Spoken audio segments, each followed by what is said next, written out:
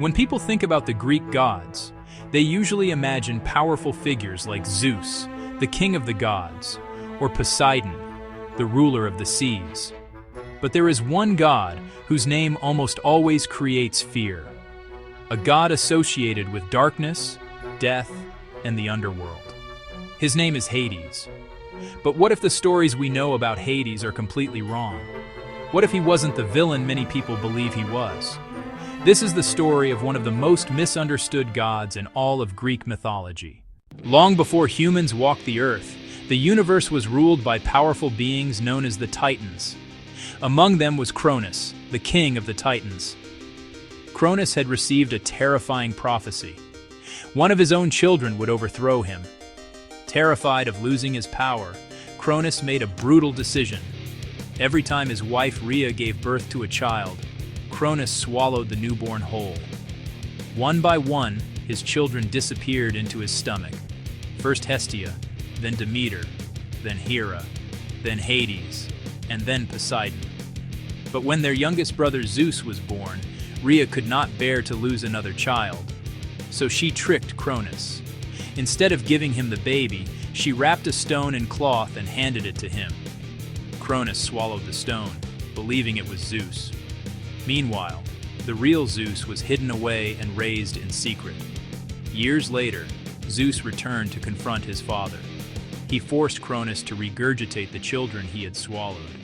And just like that, Hades and his siblings were finally free.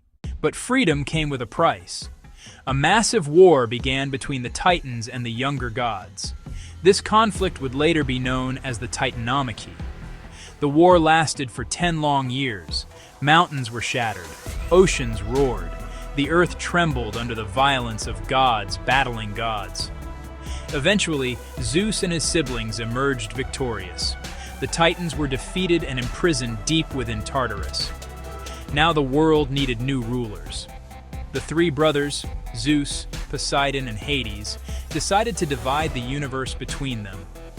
But instead of fighting over power, they chose to draw lots. Zeus received the sky, Poseidon received the sea, and Hades received the underworld. At first, this might sound like the worst outcome. The dark realm of the dead, a place where no sunlight ever reaches. But the truth is far more complex. The underworld was not simply a place of punishment.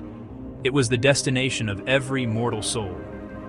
When humans died, their spirits traveled to the underworld where Hades ruled. His job was not to torture the dead. His job was to maintain order, to ensure that the souls of the dead stayed where they belonged. Without Hades, the natural balance between life and death would collapse. Despite ruling such a grim domain, Hades was known for something unusual among the Greek gods. He rarely interfered with the lives of humans. Unlike Zeus, who was famous for causing chaos among mortals, Hades remained distant and disciplined. But there was one moment in his story that changed everything. One moment that shaped his reputation forever. The story of Persephone. Persephone was the daughter of Demeter, the goddess of agriculture and fertility. One day, while wandering through a field of flowers, Persephone caught the attention of Hades. According to the myth, Hades fell deeply in love with her. But instead of asking for her hand in marriage, he took a darker path.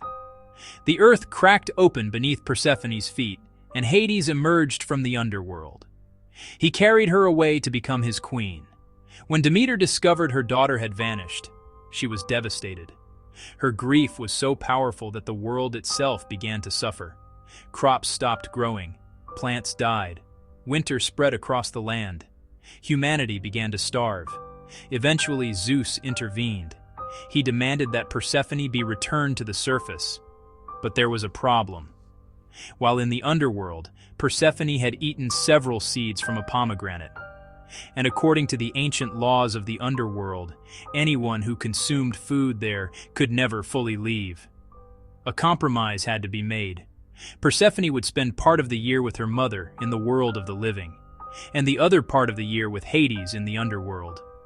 This myth became the explanation for the seasons. When Persephone returns to Demeter, the earth becomes fertile and alive. Spring and summer begin. But when Persephone descends back into the underworld, Demeter mourns, and winter returns. Despite the dramatic nature of this story, many ancient writers did not portray Hades as evil. In fact, compared to other Greek gods, Hades was often seen as fair and just. He maintained the balance of the afterlife. He enforced the laws of death. And unlike many other gods, he remained loyal to his wife.